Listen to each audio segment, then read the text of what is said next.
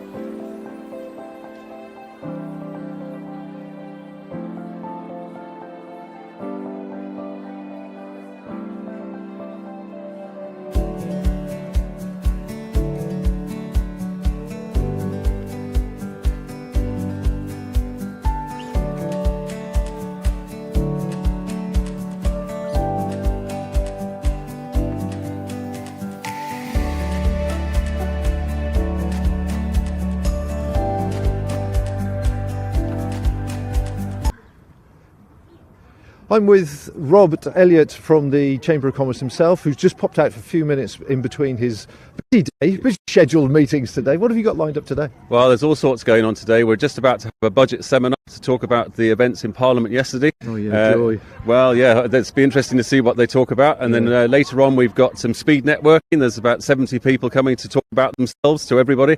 An AI seminar, and there's over 100 exhibitors here talking business, doing business with each other, and really celebrating Herefordshire and Worcestershire and the great businesses that we've got. Absolutely. I mean, it's been a great start today. I mean, the parking is fairly full all the way around the ground here, so there's plenty of people coming through the door already. Plenty of people coming, but anybody can come along today. It's free of charge to come into the Expo. Register here on the day. We had 3 inches of snow on the ground this time last year, and I can see the sun breaking through over the Malvern Hills now. So we're hoping for a big turnout, and we're hoping for one great big conversation, actually. Excellent, fantastic. Well, we're looking forward to it. There's going to be plenty of people coming down. There is plenty of people, as Rob says, on with the displays here in their exhibition, and it is open till 2:30 this afternoon. So if you are within commuting distance of the Three Counties ground, do pop down, and it's fairly easy to find us and fairly easy to park as well. So I'm going to hand back to the studio, let Robert get on to his next meeting, and we will move inside.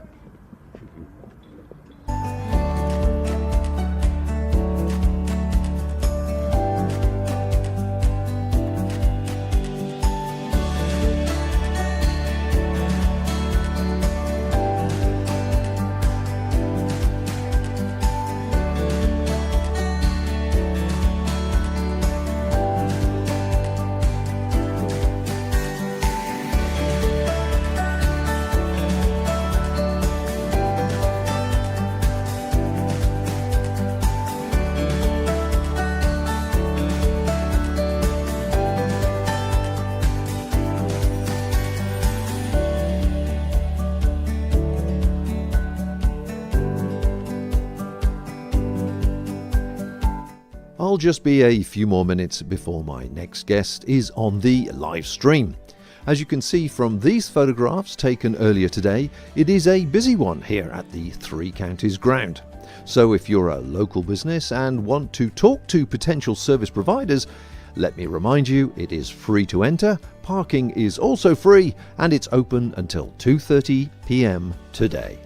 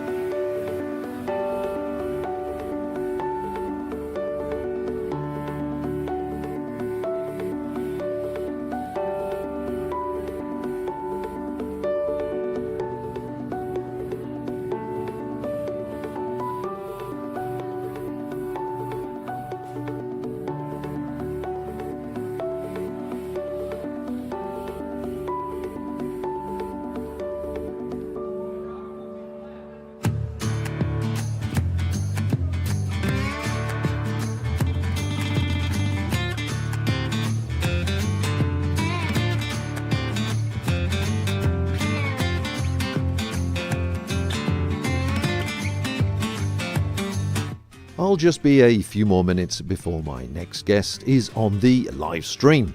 As you can see from these photographs taken earlier today, it is a busy one here at the Three Counties ground. So if you're a local business and want to talk to potential service providers, let me remind you, it is free to enter, parking is also free, and it's open until 2:30 p.m. today.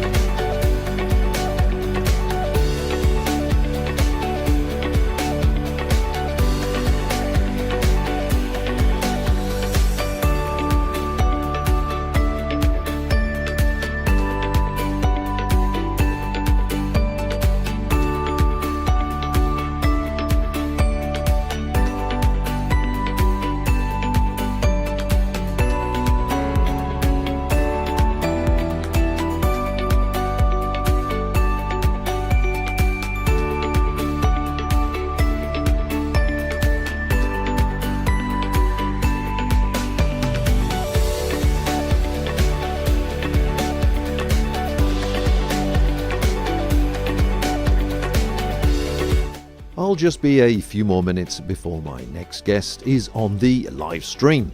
As you can see from these photographs taken earlier today, it is a busy one here at the Three Counties ground.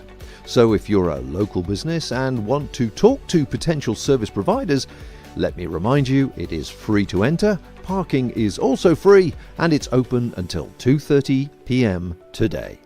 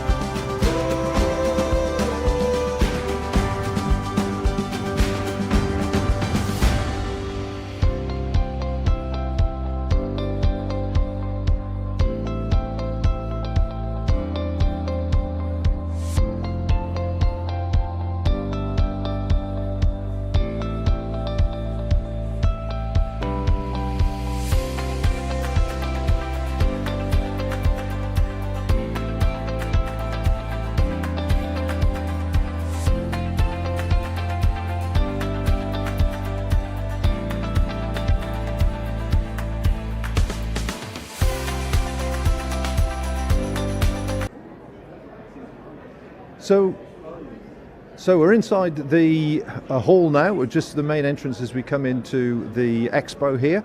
This is the food section where we have a whole variety actually, and a range of exotic foods, as well as a real smorgasbord of alcoholic refreshments, which I'm sure people will get excited about perhaps a bit later along when it's more appropriate time-wise.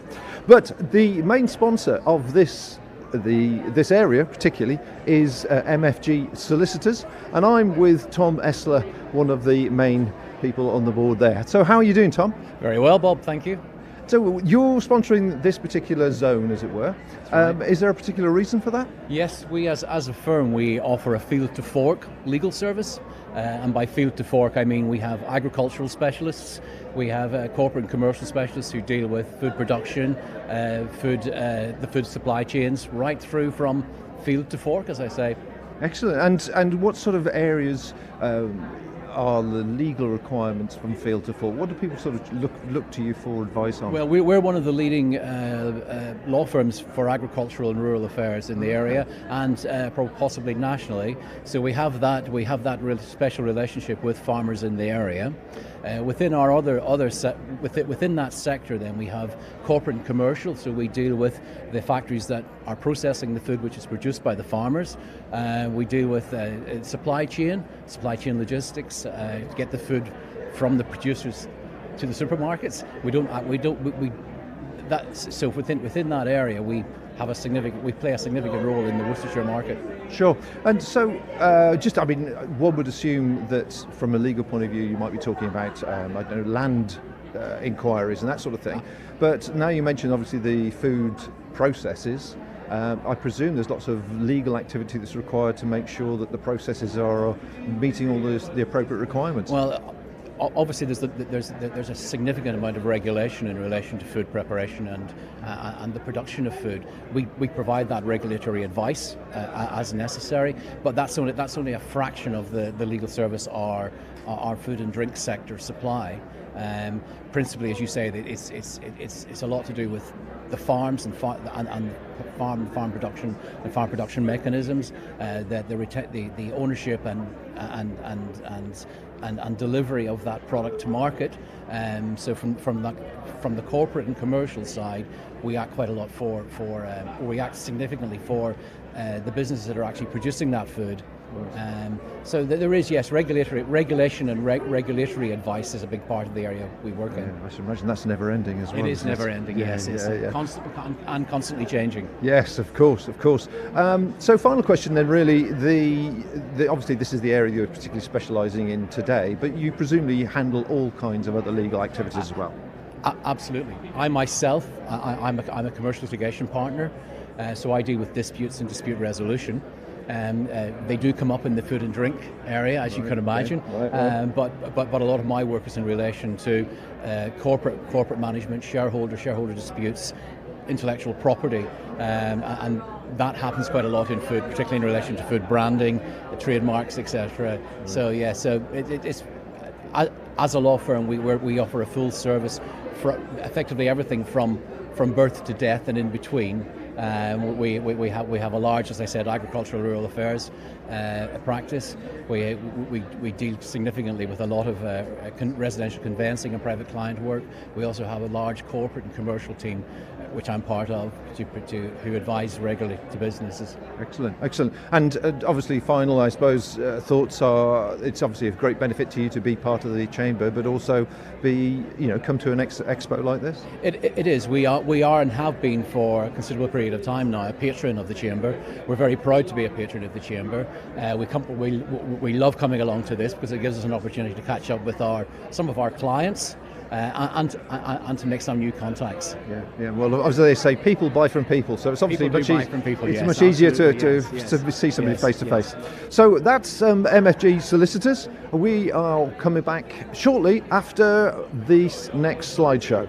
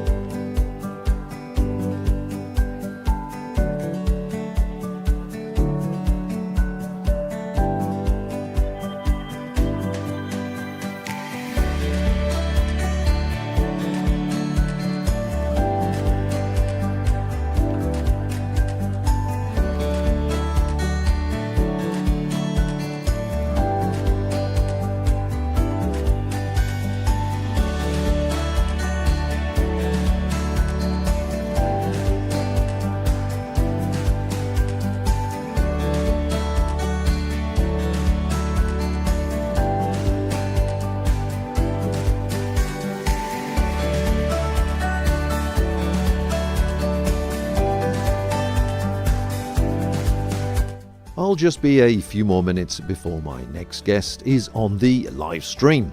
As you can see from these photographs taken earlier today, it is a busy one here at the Three Counties ground.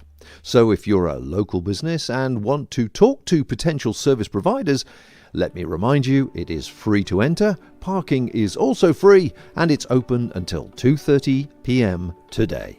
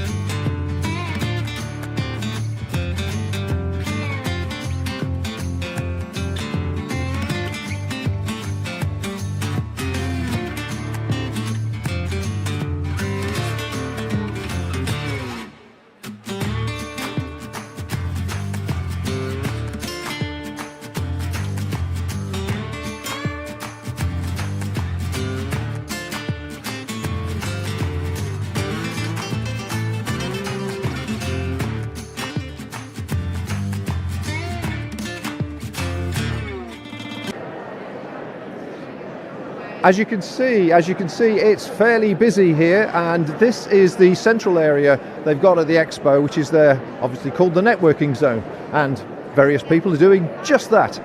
So if you can come down to the show today, there's plenty to do and see, and if you need to sit down and talk to somebody and discuss business or ideas, or just get to know someone, then the networking zone is a great place to do it. A bit further down there is the Nespresso zone, which is where all the free tea and coffee is, and I'm sure within the next half hour or so that queue is going to be massive. But I'm going to be talking to someone from F8 Creates. Obviously it's the company that Rob works for behind the camera, and we'll be talking to them in just a few moments. So back to the studio.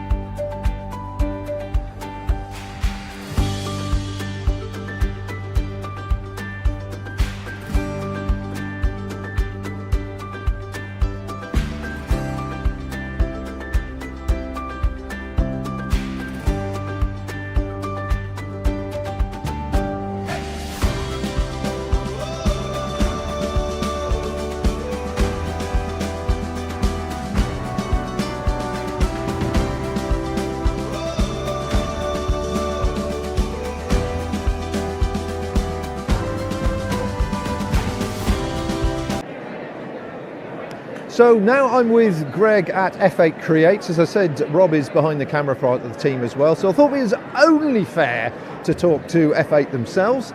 Greg is one of the partners here, and you've been involved with the chamber for quite some time. I see your little hands of artwork everywhere. Yeah, we've been covering the Expo in various ways. We've had a stand for, I think we worked out it's about 12 years now we've been doing it. We do the photography at the event, we do video coverage quite often, so yeah, we have a lot to do with it. And, the chamber also a client, so we make their website and various other things. We do video for them and that sort of thing. So yeah. Fabulous. So really, I mean, this is now going out to obviously people who may not be chamber members. So what would you say would be the advantage of joining the chamber? Because obviously you've been involved with them some time, so you've seen all the positive things that have happened. Yeah, so the Expo is obviously a really good perk. We love being here and get lots of work out of it. There's also the members directory on the website that's full of people that you can talk to, and there's member offers that you can only take advantage of by being a member, and yeah, various other things. They're always there to support you with, you know, as you're setting up your business or as you're growing. They're always there to kind of help you through those stages. Excellent. And what do you think about, I mean, obviously you're fairly busy, you're Worcester based, aren't you? Yeah. Do you travel far for people outside the three counties area? Yeah, we can do. I think our furthest client away is in the French Alps.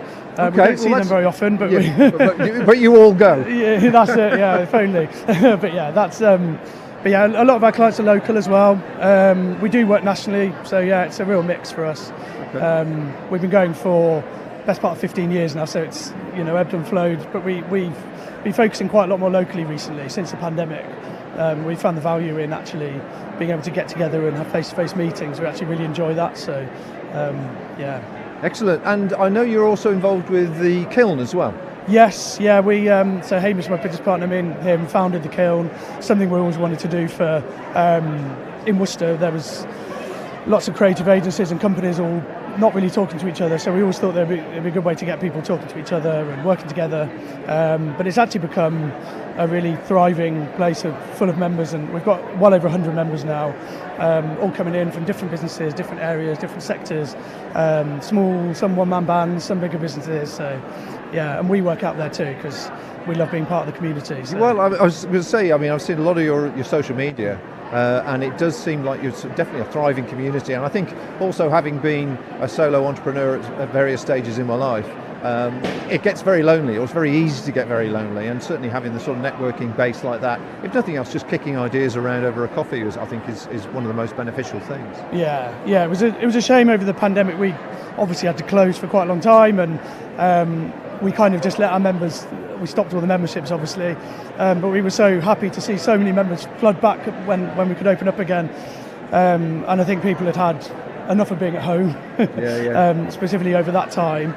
And it is difficult to work with the kids around and the dog around and all of that sort of thing. So people come to get away from all that, but also, as you say, have a thriving community around them.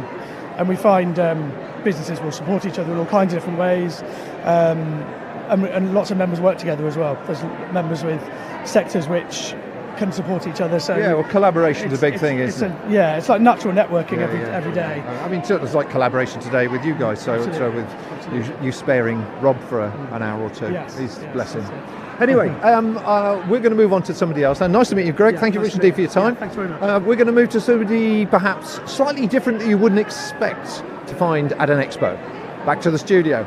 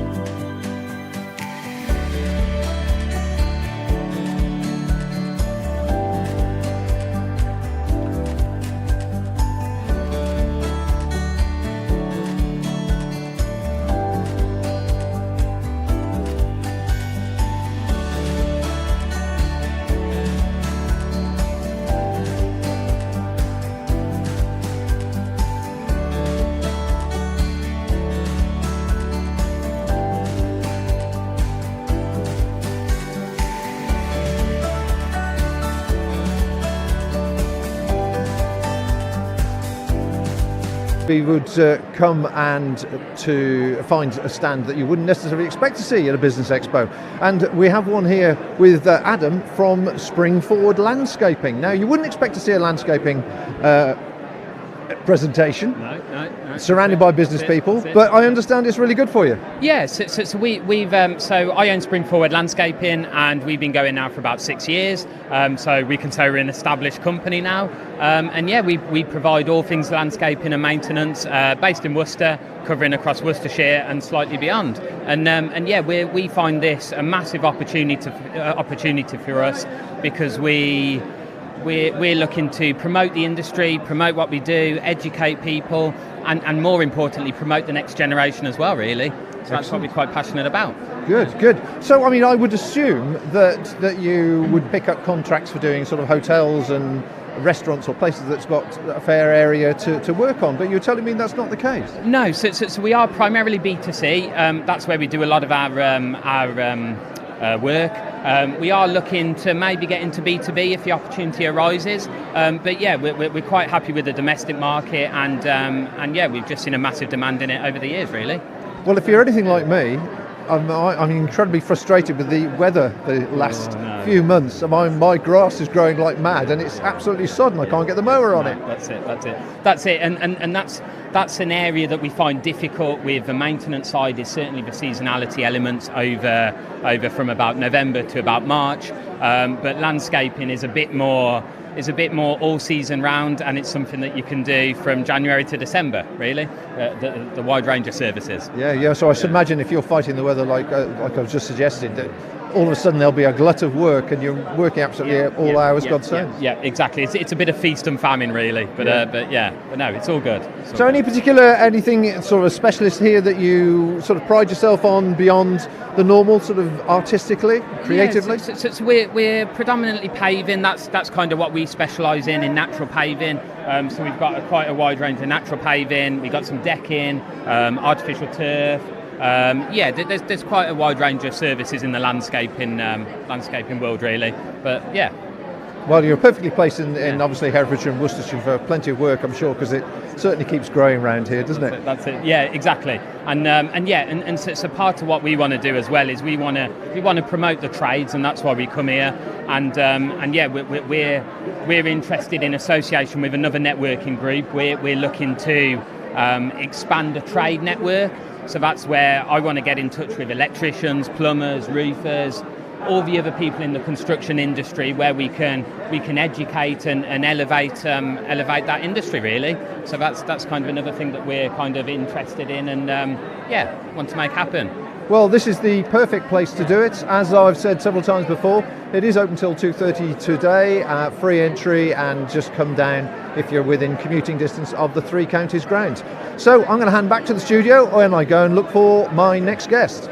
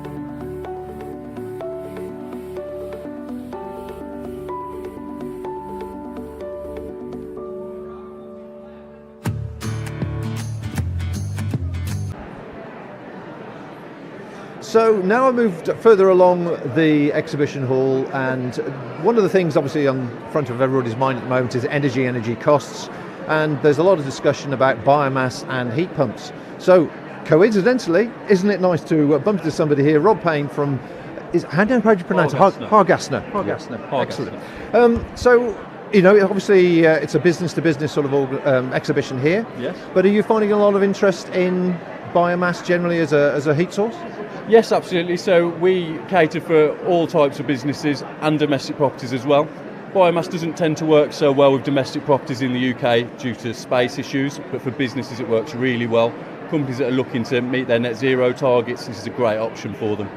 So in a rural community then, presumably you've got a situation where energy is hard, well not hard to come by, but it can be a bit awkward. And I know from a friend that's got a biomass system, it's actually quite a large system, but comparing to a domestic boiler. It is, yes. That's correct. You do need some space for it. It works very well with people with a lot of land, especially if they have their own wood that they'd like to use on the boiler. It can save a lot of money in your fuel costs there. It gives you, the independence to be able to run your own boiler, and you're not subject to the gas prices going up and down as you've seen over the last few years. Absolutely. Yeah. Well, I was going to say that because obviously in this community, rural community, a lot of people are going to have access to local fuel, and it makes sense to obviously save costs where you can. Absolutely. Now, I understand you've got a new heat pump coming out as well. Is there an interest? I mean, where's the comparison, biomass versus heat pumps? So, yes, we are bringing a heat pump out. It'll be later this year. It'll be released. So biomass boilers work very well, but they're not for everybody. Some situations would suit a heat pump better.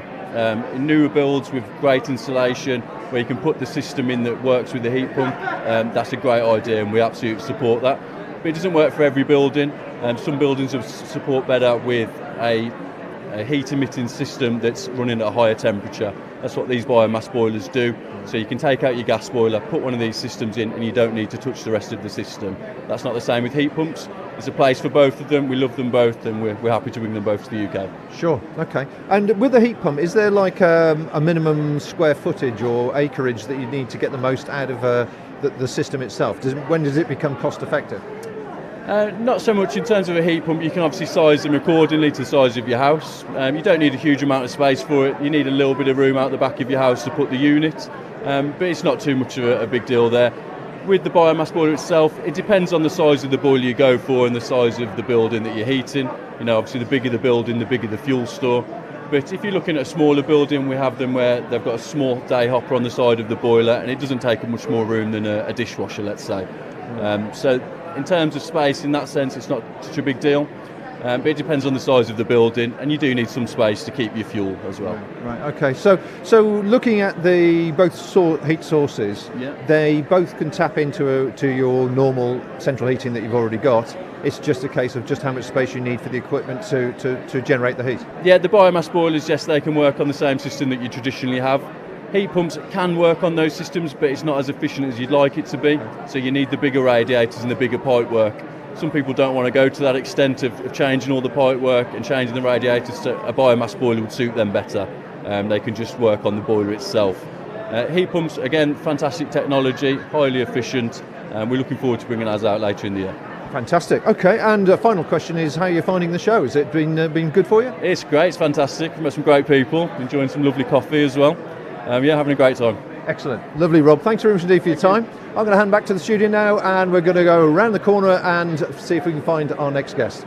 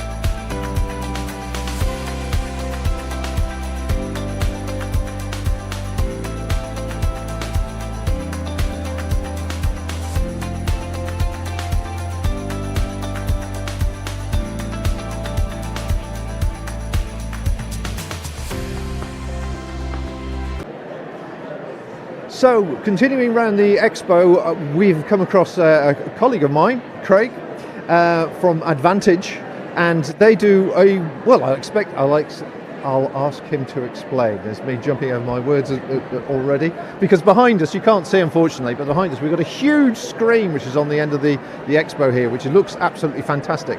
Sort of thing you'd really want in your bedroom, you know? Anyway, how are you? Yeah, good, thank you. Good show so far? Yeah, it's still early days, but we've had a few people come up and ask about what we do. So yeah, it's looking good.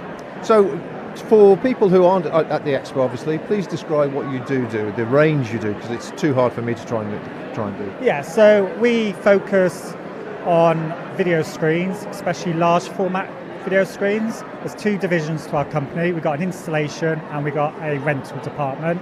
Installation is very much installation, so we'll go install the latest video screen technologies in businesses, say in conference rooms, theatres, places like that. And then we've got a rental department, so that's when we take our large format screens out and about to music festivals, outdoor cinemas, sports events, any event where they need a large format video screen.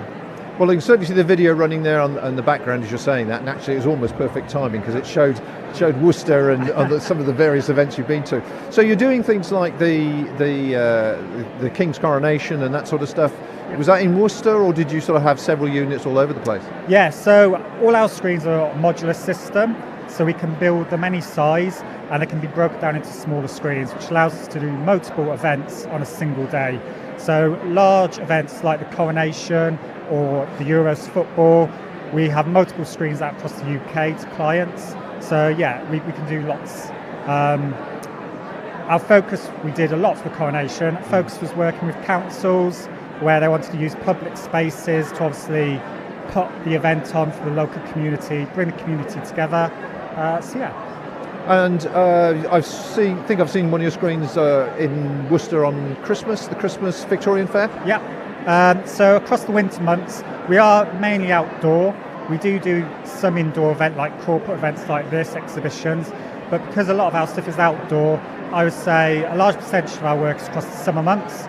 During the winter months, we diverse, so we do more niche events. So we do Christmas markets, German markets, any type of a market where large format screens can be used for information, advertising, anything, you know, where a large screen would be useful. Yeah, sure. I mean, just give me an idea, because I can imagine if you've got a charity or something similar and you want to do a bit of fundraising, that obviously the outdoor cinema is a pop-up cinema somewhere on a sports field or whatever. It would be quite a novel way of sort of raising funds. Yeah. But is it an affordable thing to have a pop-up screen or a big enough screen to cater for a few hundred people? Yeah, it's really down to numbers. So the smallest screen we do for an outdoor event is a 3 metre by 2 metre. That'll cater for around 150 people. To give you a really basic idea, that price for that starts at about £1,000. Then we can go up to much larger screens, say an 8 by 4 metre, which is suitable for about 1,000 people. For charity events, there is money to be made. It's all about getting numbers through the door. You've obviously got to get a good balance between your ticket price versus your expenses. So your expenses would be higher of the screen, maybe a film license, small things like that. But we're set up to help our customers. So we've got a specialised brand called Shine Cinema, which does all the outdoor cinemas. Okay. And within that brand, we can assist with getting your film licensing. We can give you advice on how best to pitch to your target audience for ticket pricing, really to maximise your profit, especially if you're trying to raise money for charity or school or something like that. Lovely. Well, thanks very much indeed, Craig. That's good. So there you go. If you're a commercial operator wanting a large screen, they're just telling me about the speed networking. I'm going to pop round and see that in a minute. Your commercial wanting a large screen, then you know the man to see, but also consider it if you're obviously a charity or want to do some sort of fundraising, and you can therefore get tickets and assistance from Vantage. So I'm going to hand back to the studio where we're going to have a peek round the corner and see how the speed networking is going.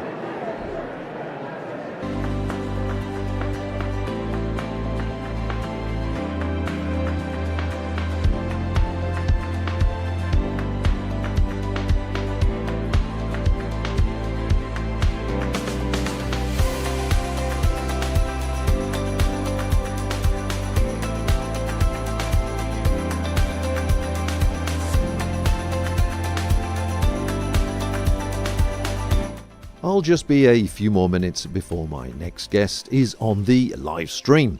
As you can see from these photographs taken earlier today, it is a busy one here at the Three Counties ground. So if you're a local business and want to talk to potential service providers, let me remind you, it is free to enter, parking is also free, and it's open until 2:30 p.m. today.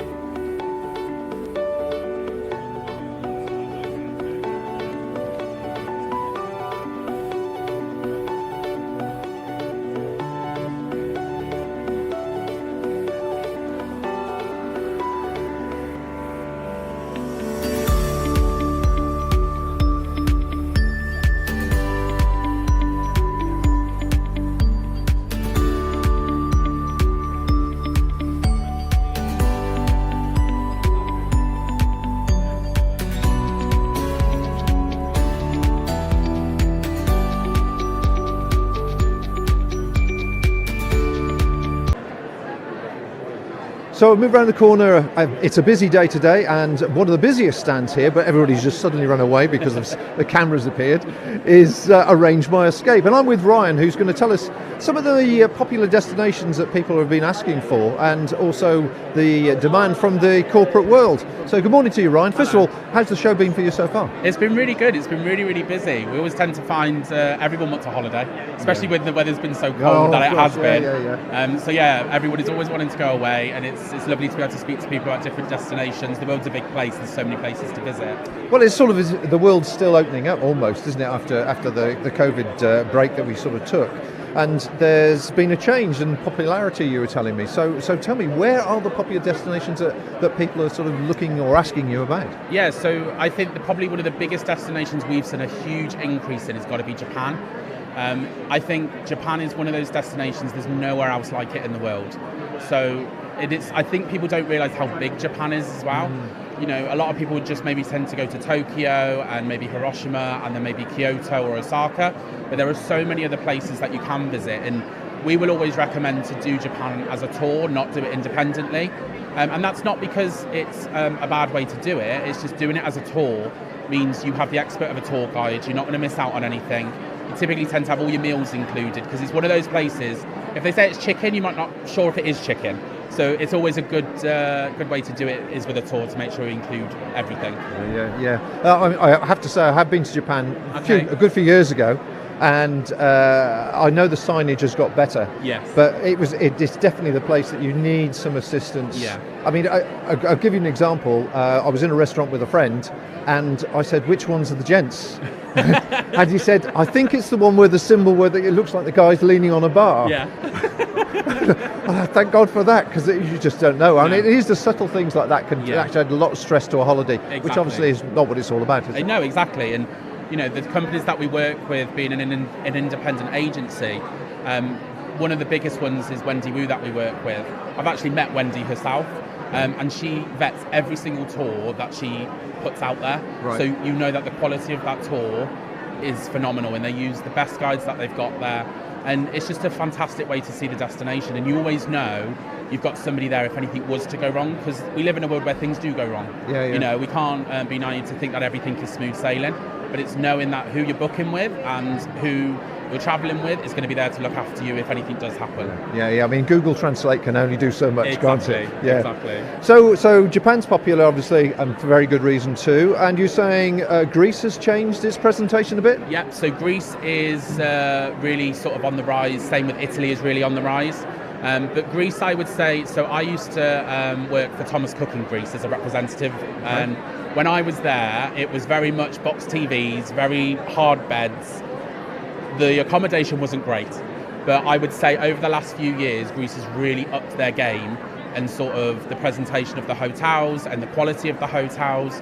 And I mean, you've got the likes of brands Ikos and Sani, which are absolutely fantastic brands.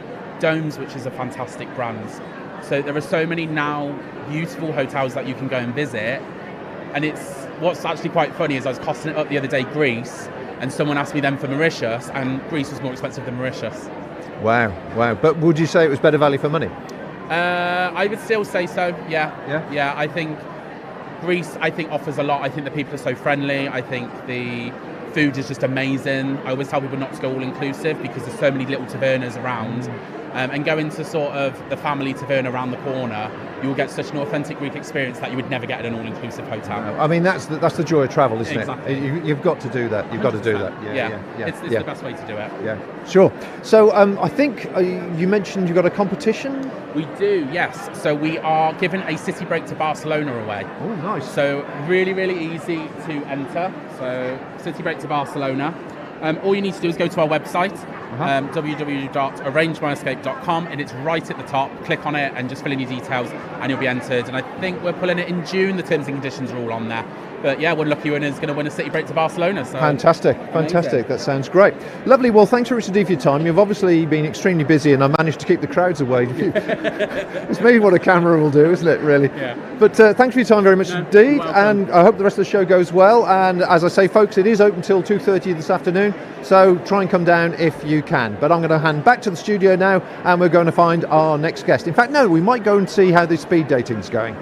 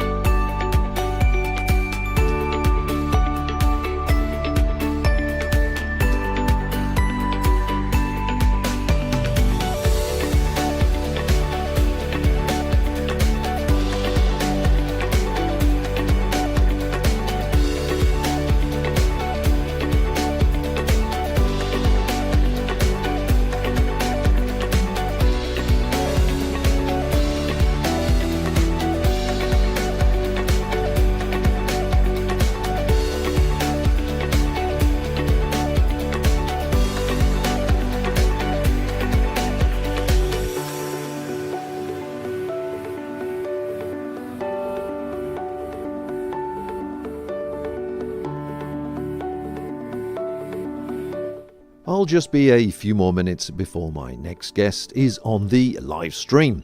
As you can see from these photographs taken earlier today, it is a busy one here at the Three Counties ground.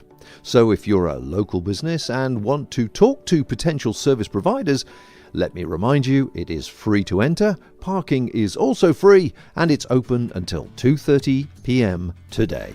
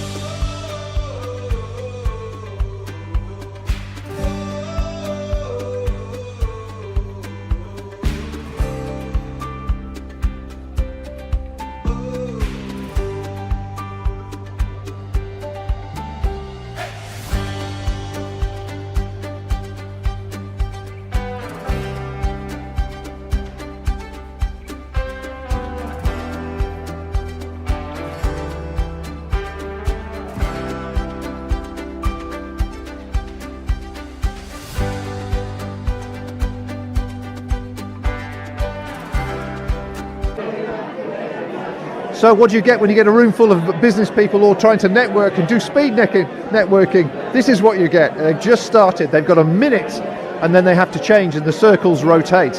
So it's well, I say it's absolute mayhem. What I'm told by people that have done this before is you get about halfway through. I mean, bear in mind there's two circuits of about 20 or 30 people. You get halfway through and your throat completely dries up. So you've got to take a bottle of water with you and keep yourself moist, as it were. Now, don't forget, folks, that we're taking in comments from people, or if you have any questions of any of the people I've been interviewing, you can do so. But you can do that on the YouTube feed. So if you're watching on YouTube, drop it into the chat there and we can bring some of the questions in. But thanks to Millie and thanks to Rose for bringing in your messages, and if there's any more to follow, I've got a few more people to speak to before the end of the day. And there's the whistle, and they're changing over now to the next person they've got to speak to. So a minute to network. You've got to really polish your elevator pitch on that one. So I'm going to hand you back to the studio. Thanks to the guys for Millie and Rose, as I say, for making the comments. Hand back to the studio now, and we're going to go in hunt of our next guest.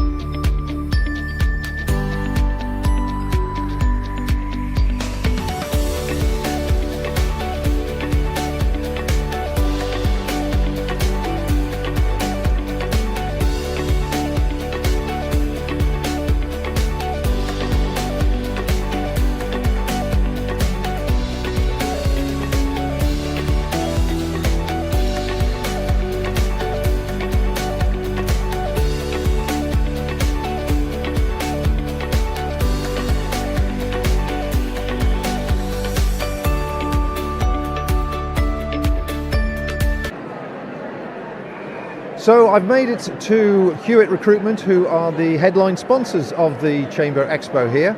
And I have Laura with me at the moment, and we're going to have a little bit of chat about how the recruitment world perhaps has changed a bit, and also the involvement with the Chamber. So good morning to you. Good morning.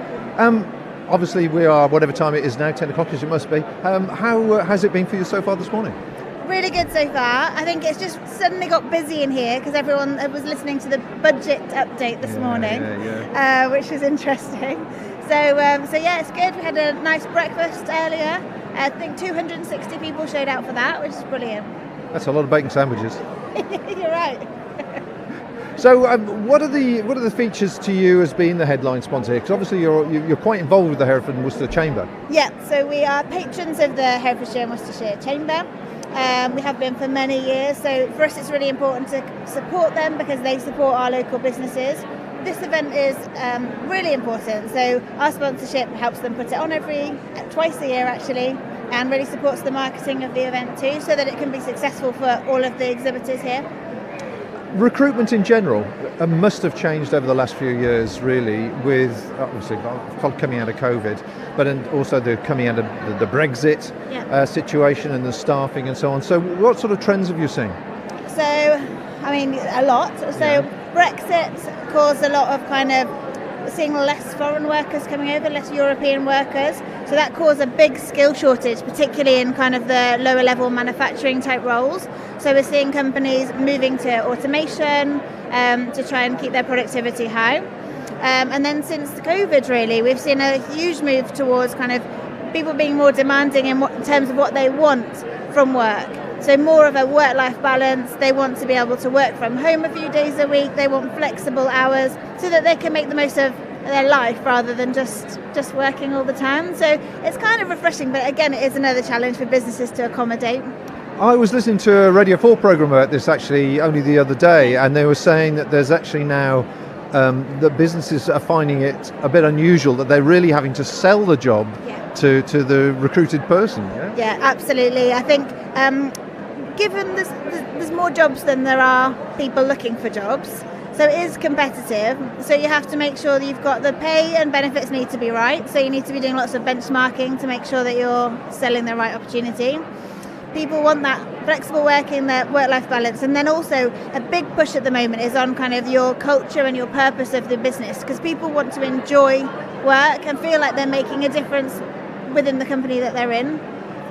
Talking about changes of cultures, obviously you've been in business a long time, recognise the Hewett name, but you're a B Corp now, and I think you have been for 12 months. So how has that changed for you? What have you changed about your sort of ethos and business practices? So becoming a B Corp was really important for myself and my business partner Ben. We actually bought the company off my mum at the end of 2021, and so this was kind of our way of making our own mark on the business. I feel like it's helped us to become a better run business actually, because we had to put lots of processes in place. But B Corp is all about focusing on the triple bottom line of people and planet as well as your profit. So things like this kind of networking, bringing people together, being a great part of the community, reaching out to charities, having charity partners, looking after your employees is really important, being environmentally aware. So it's everything about still being a well-run and profitable business, but doing it in the right way. And have you had many clients that have come to you purely because of that, or they've been aware of the benefits to them? So I think a lot of our existing clients who we've highlighted it to have said that's brilliant, particularly I guess manufacturing clients where they have to be so aware of their supply chain. You know, you have to be responsible for your supply chain for the product that you end up selling. If they know that companies in their supply chain are a B Corp, they know straight away they don't need to worry about that. Okay. So that's been really useful, and it's definitely kind of a selling point there. Excellent. Lovely. Well, I'm going to let you get back to what is a very busy day. It's turned out to be here. So thank you very much indeed for your time. I'm going to hand back to the studio, and we're going to go and look for our next guest.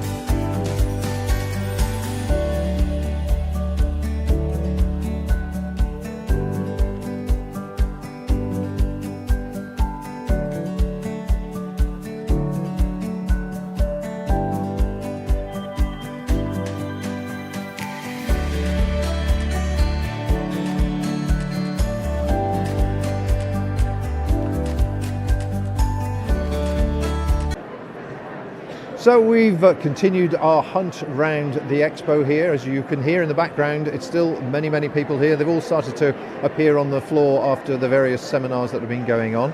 I'm with Peter from Passman, and the topic of conversation obviously has been energy based, particularly these days with people trying to save as much cost as possible. Yes. So I would conclude then that you've been fairly busy with the idea of solar panels. Yes, so we took renewable sector on a couple of years ago, and the solars took off quite well with the battery storage as well.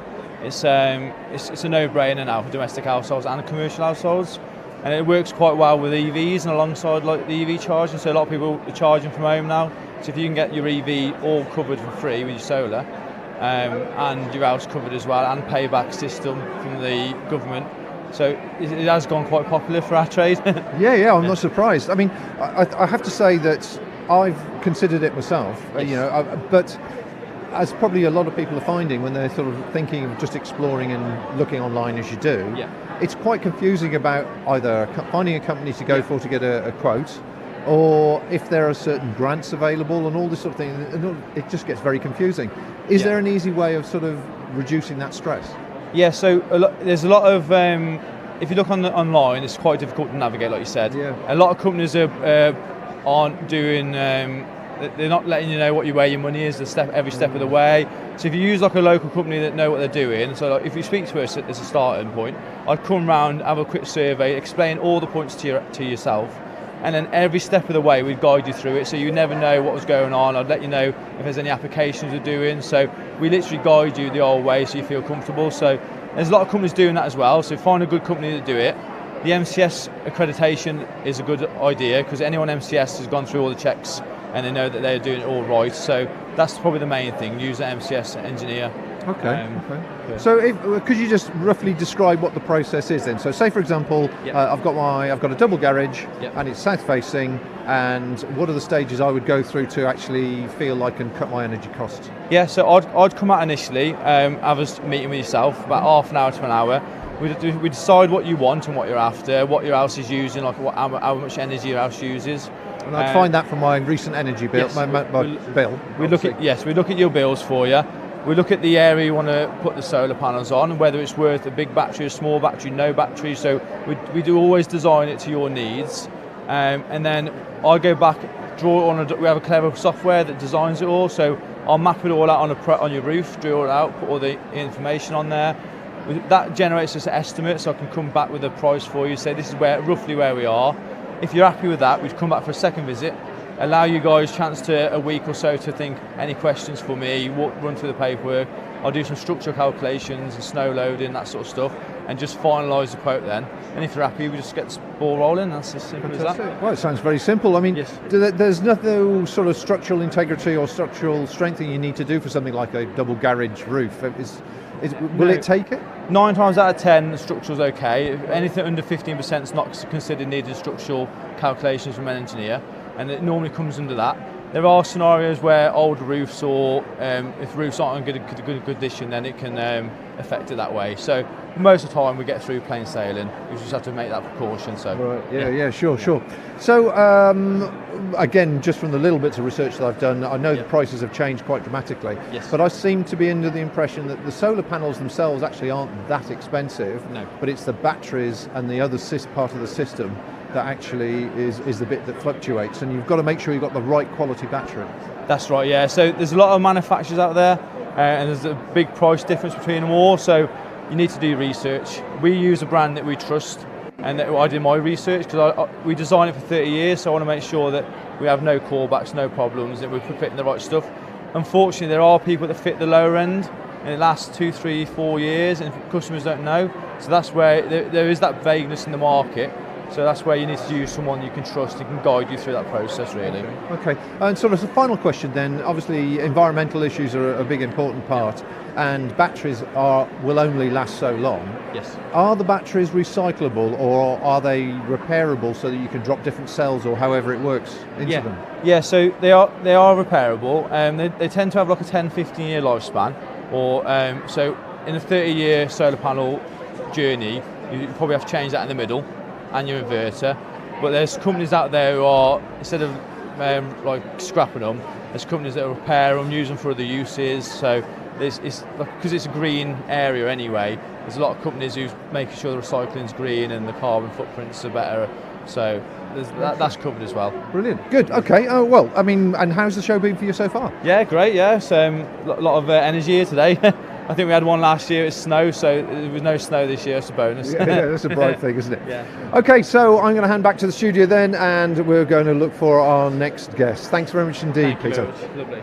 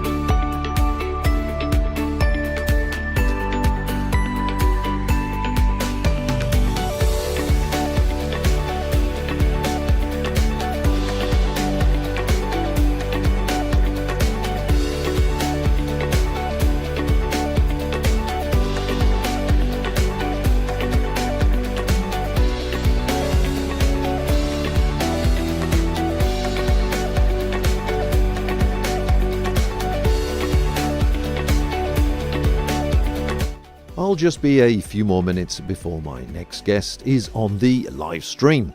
As you can see from these photographs taken earlier today, it is a busy one here at the Three Counties ground. So if you're a local business and want to talk to potential service providers, let me remind you, it is free to enter, parking is also free, and it's open until 2:30 p.m. today.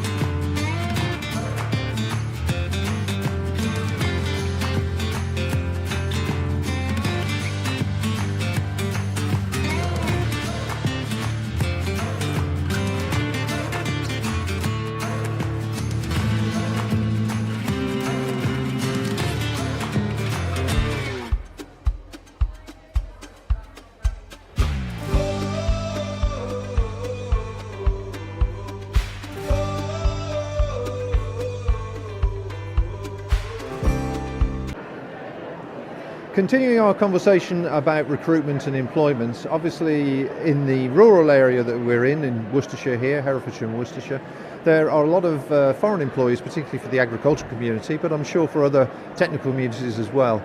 And maintaining those temporary employees and turning them into full-time employees is a completely separate ball game now. And I'm with Alexandra here, who's going to tell us a little bit more about some of the technicalities and some of the ways that people can keep their staff, their overseas staff, on a more permanent basis. So good morning to you.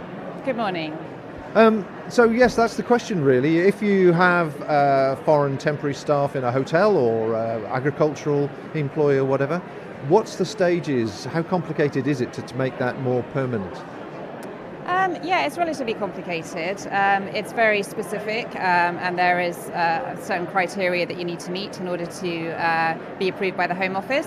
And so that's what the company will have to do. They have to apply for something called a sponsor license, which they can then use to employ people who are already here in the UK and also people who are overseas. Okay, and what mistakes do people sort of have they made, and you've no doubt been required to sort out for them? Usually the wrong sort of information or documentation is sent to the Home Office and not enough information is given. So that's one of the reasons why the application can be refused, which then means that the whole process has to start again. So it really is worth getting an expert like myself to help with those applications. Okay. So it's completely alien to me, so it's something that I haven't even considered, but obviously since Brexit it is obviously now quite important, and I presume that some of the overseas workers are actually quite qualified in whatever areas that they've trained in. So it's good to have that expertise coming into the UK. The time process, because I've heard various things in social media or on the news or whatever, that the actual time process to get somebody as a full-time employee is actually quite considerable, but you're telling me it's not necessarily that long, providing you've done the paperwork correctly. Yes, that's true, and also there are priority options available if a company is prepared to pay some extra money, obviously, to the Home Office for the benefit of doing so. I will say that there are changes to the immigration rules coming very soon, in the next few weeks, at the beginning of April. The minimum salary threshold is going up, so if somebody wants to sponsor somebody from overseas, they have to pay them $38,700, which is a considerable increase from what it is at the moment. So if anybody does want to take advantage of the current rules and the current salary, you better get in now. You better get on with it. Yes, I'd heard that figure was going up. 38,000, that's quite a lot of money. I mean, how's that going to affect the agricultural community? Yes, I mean, I think a lot of farms, because they have reliable staff, then they will continue to employ them, but it depends on the size of the company and obviously how much they're prepared to spend on those staff. But that is one of the areas which is probably going to be affected by this change. Sure. And final question really, you say depending on how much money they pay the Home Office, what are the sort of fees involved in taking one person through the process? Well, you're looking at about £7,000 altogether, and that's for Home Office fees, which are the main outlay that the company has to pay, as well as the visa fee and something called the immigration health surcharge, and my fees as well. Wow. Do you think the government are doing this wrong? Do you think it could be easier or better or whatever? I mean, it seems like an awful lot of money, £7,000 to employ somebody. Fruit picking, it's not going to be sensible, is it? Really? It's not for fruit picking. So fruit picking is a seasonal job, so they won't be paying those sort of fees. No. Those sort of fees are for people who want to work for up to 5 years and then probably get indefinite leave to remain in British citizenship in the UK. So it really is an investment for the individual and for the company to have them over here and their families as well. Oh, so we're talking really technical engineers and something similar, something qualified. It's all highly skilled work, although there are some exceptions, for example, welding, plumbing, bricklaying, building, all of those have become shorter occupations recently. All right. Okay, well, thank you very much indeed for your time. Very interesting, very confusing as well, but if you're an employer, obviously Alexandra is the person to speak to help you with any overseas staff. So I'm going to hand back to the studio, and we're going to go probably over to the food court actually and speak to somebody regarding lunch.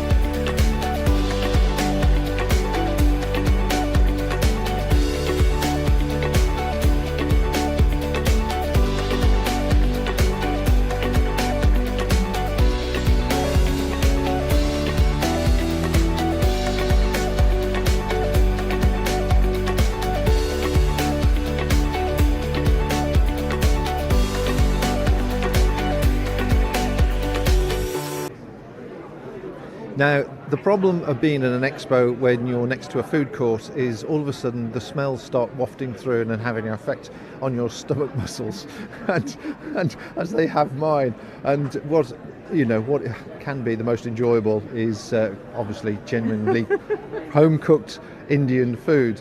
And I'm with Indy from Indys Kitchen, who is an authentic Punjabi cook, and surrounded by lots of samples, which I'm trying to keep my hands off while we talk about how she's developing her business. So Indy, how did it all start for you? So it started, as many things have, during lockdown, when I was making food for friends and family, and a lot of my friends said, "Oh, Indy, your food is really, really good." And to me, it was just, well, actually, this is just normal. This is just our normal food. So that sort of sparked an idea. So I have been in teaching for nearly 30 years. And what I started to do was I started to do little meals here and there, and then doing some takeout meals, etc. And I thought, oh, actually, if I could turn this into a business, it would mean that I could maybe retire from teaching a little bit early, maybe go into part-time, which is what I really wanted to do. So I did that last year. I went into part-time last year, and actually it's taken off so much that I'm now no longer a teacher, although I did love and do love the profession. It's not what it used to be, though, is it? It was getting increasingly harder. And I think the older you get, the harder it gets, and I'm on the older side now. Well, let's skip that part. Let's skip that part. Let's get back to the food, because my wife was a teacher and she went through exactly the same things. You get to a point where you just don't want to keep doing this anymore. So, genuine Punjabi cooking, home-cooked food, and you cater for, obviously, catering or cater for commercial events or small meetings, but you also do sort of private parties as well. Yeah, so I do lots of little markets where I sell my samosas and pakoras and wraps and things. I do pop-up kitchen, so I've got a good link with Nothing Bound Brewery, and we're a regular there. We do our pop-up kitchen. He does the beer, which is amazing. We do the food, or he has other pop-ups there. So that's a regular. But then I also do big parties and weddings. We've done a few weddings. We've done outside weddings. We've done teepee weddings. I've got several weddings booked for this year, and it's just a little bit different than your traditional, let's say, pig roast or pizza provision. It's just that little bit. It's sociable food, though, isn't it? Indian food. A lot of it's about the social aspect and enjoying sharing time with each other as well as sharing food. And I mean, here you are at a business to business exhibition, really, rather than business to consumer. But you're getting a lot of interest. Yeah, so people, so when it comes to wraps and samosas and pakoras, we're thinking about corporate lunches and how this is actually a nice change from your regular sandwiches, cold buffet type thing. So I've got that provision, and I've had a lot of interest with that. But also the whole, I'm having a party soon, or I need a wedding reception, or we're in the industry and can you help? So I've got the man with the tree houses. He's come over and said, could you do something for the group of, I've got 2 tree houses, a group of 8 people, and it's like, the more I can get out and about, the more I can do different events, the better, really. Excellent. Well, congratulations. Obviously, it's great to have something start as part-time and then really take off, isn't it? So, and slightly more enjoyable than teaching, perhaps, on a good day. Bringing people joy. Yeah, lovely. Well, thanks for your time, Tim. Thank you. So, yes, surrounded by wonderful aromatic smells here, as you can tell, and I know that Jess back in the studio is very jealous at the moment, but we're going to move on to our next guest shortly. So back to the studio.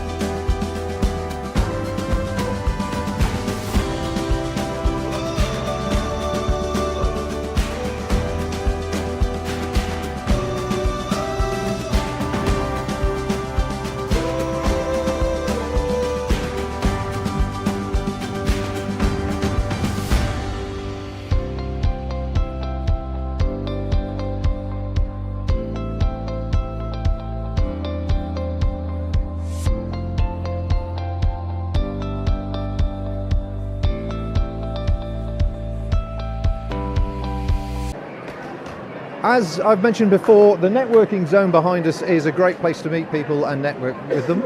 And Naomi here is somebody that I've been talking to online through social, and she is from the Calibre Virtual Assistants. And your first time here, I understand? It is my very first time and loving today. Yeah, you're enjoying it. Now, you tell me you've just done the speed networking.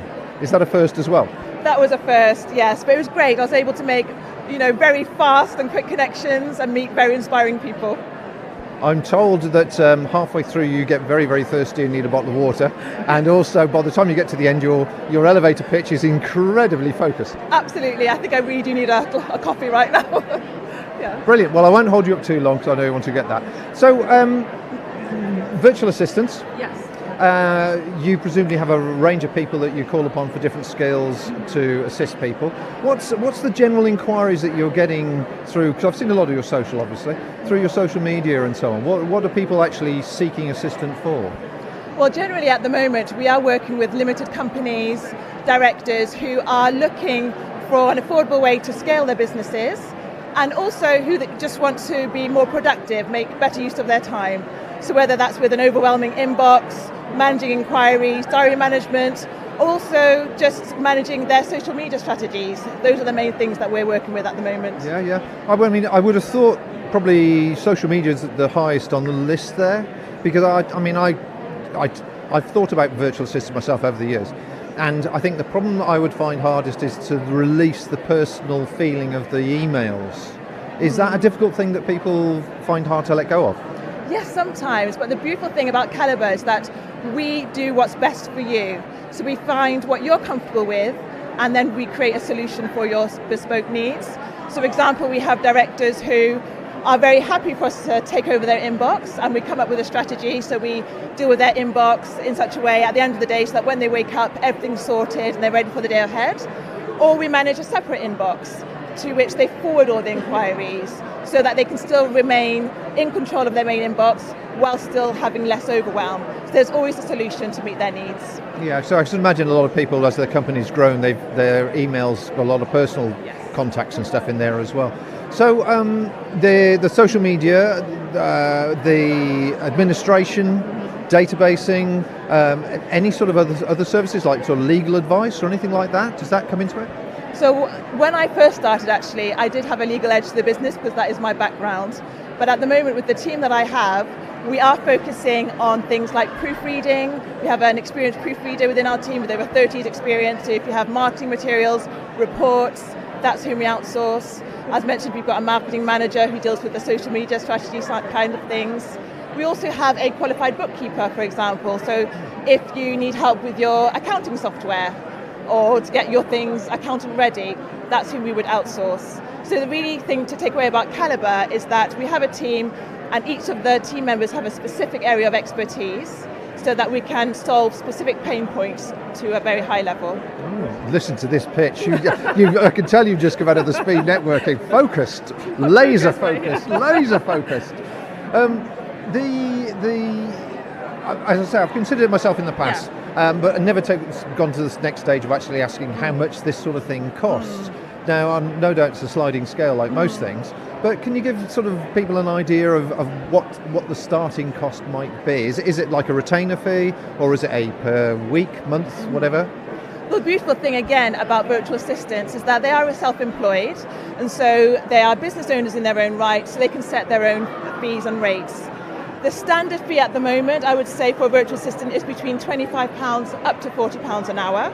And then, so obviously, when you go and you look for a virtual assistant, you have to find the right fit for you. Yeah. So I would make sure, my little tips finding the right virtual assistant is always making sure they are ICO registered, make sure they come highly recommended, that you can see who they've worked with before, and that they understand your company culture, so that you click. You want someone who cares about your business, who's not just in it, to make some profit. Yeah. So if you find that real good business partner, then a conversation can be had. Right, okay. And if somebody, like myself, for example, wanted to say, okay, I want to do a social media campaign for 1 month, just a one-off hit, is there a penalty just for being a short period of time? Absolutely not. No? So again, with virtual assistants, depending on the type of virtual assistant you go for, there are some who are very good with one-offs, with short-term strategies, and others who focus more on long-term partnerships. So again, it's just about finding the right virtual assistant for you. You're so slick, honestly, you really are. I'm not going to talk to anybody after speed dating again. It really is speed networking rather than speed dating. That'd be a nice thing. Anyway, yes, the show itself. Anything just sort of taking your eye as being quite unusual, or quite interesting, or not what you were anticipating here?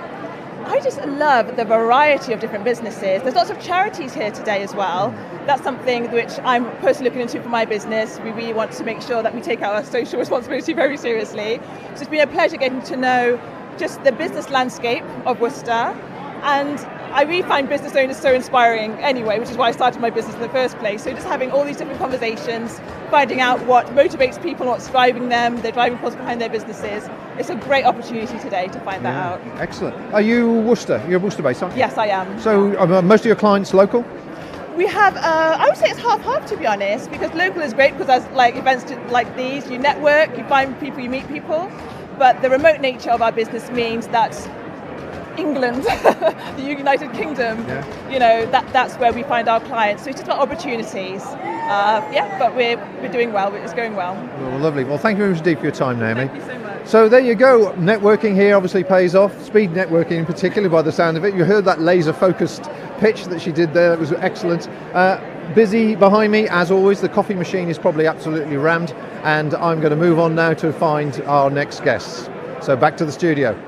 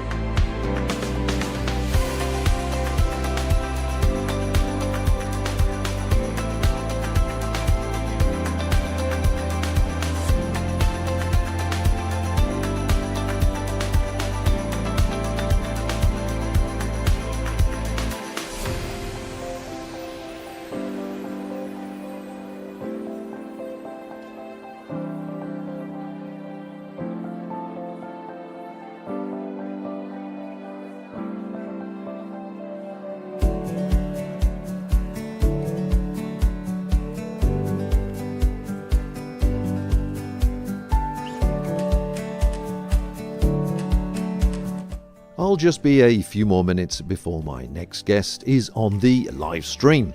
As you can see from these photographs taken earlier today, it is a busy one here at the Three Counties ground. So if you're a local business and want to talk to potential service providers, let me remind you it is free to enter, parking is also free, and it's open until 2:30 p.m. today.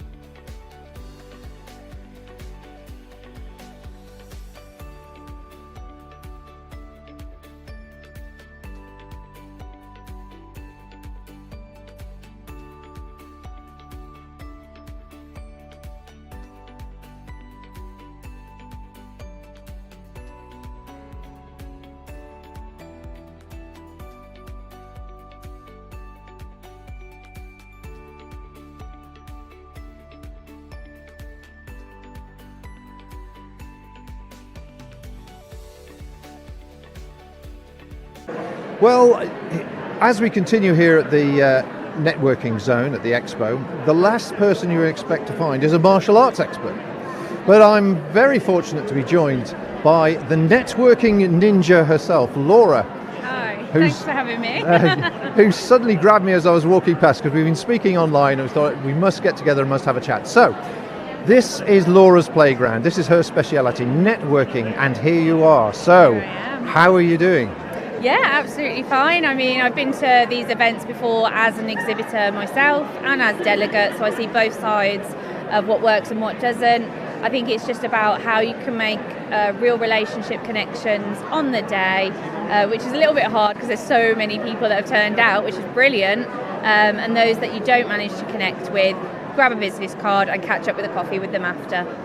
So is there a technique, a skill to making the most out of it? Because I had a brief meeting with you a few weeks ago, and you were saying that people just, as I've done, you gather the business cards, you have your brief conversation.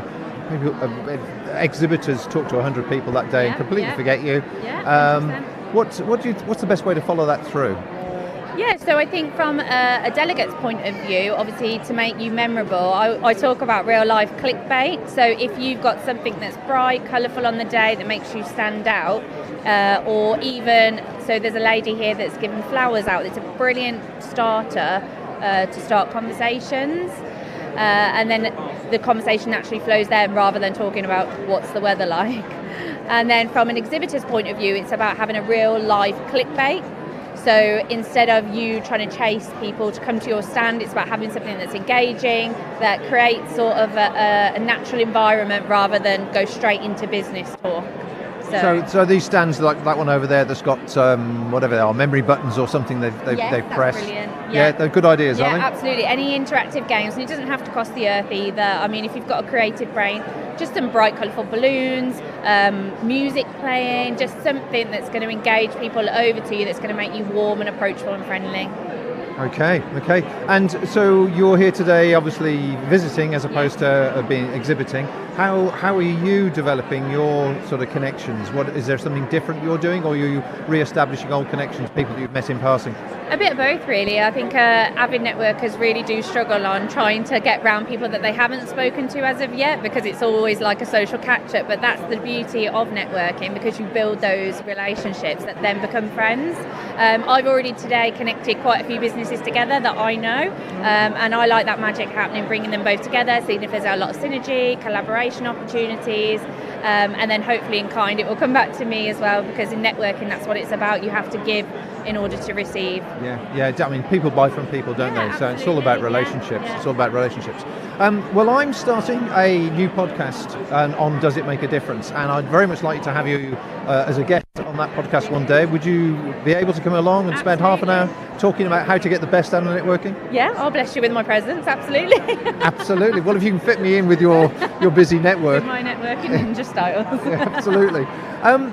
The one question I did want to ask about networking generally is that I've recently, I joined LinkedIn at the beginning of the year, and I've been to various network events, and there's obviously different structures to the events. They're very formal ones that have a sort of set memorandum for the day.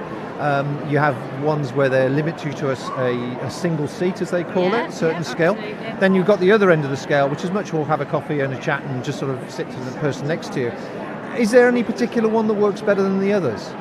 It really depends on the person and the industry that you're in. So you have to have a vibe, because if you're not going to gel with those people on a personal level, there's no point you being in the room, because like you say, people buy from people, and you could be the best at what you do, but if they don't like you, then they're not going to do business with you. My suggestion is try them all out once, get a feel for the people in the room, and it's because some hold you accountable, almost like an additional sales role on its own, having your own KPIs to match, because they like the accountability of business being passed.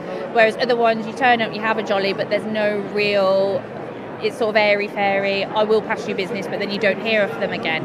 So it's finding which one works for you best, and that suits your personality ultimately as well.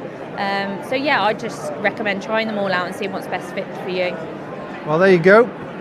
I never expected to get a martial art workout here at the Hereford and Worcester Chamber of Commerce Expo, but I've had it.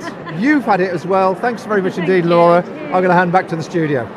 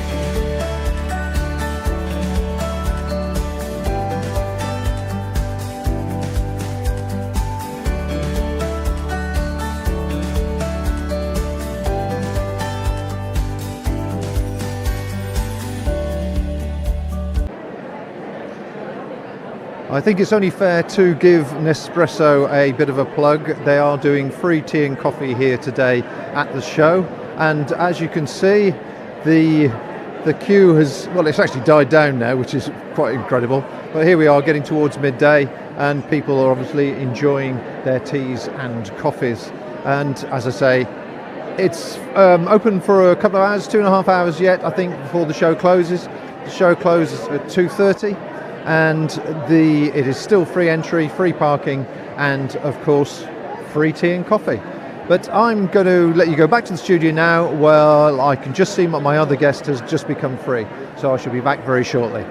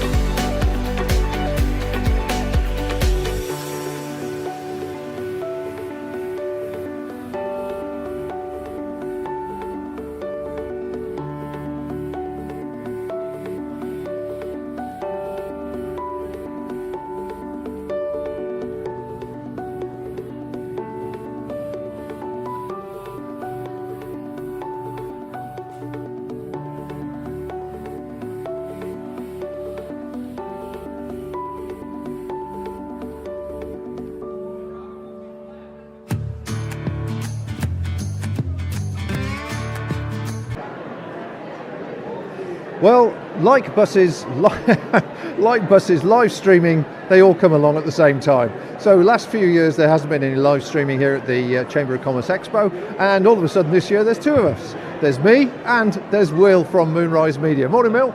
Morning. Nice to meet you. My microphone's bigger than your microphone. Yeah, but I got a bigger knob. Oh dear, had to slip into that one. Will's obviously got a stand here at the show, and got his complete range of equipment, and he's managing to semi-stream or stream at the moment, and also bring inputs in from various places. So I thought it was only fair just to show that there's actually no harm done between collaborating companies, and that we're more than happy, in fact, to help each other along. So, Will, tell me about what you've got laid out here.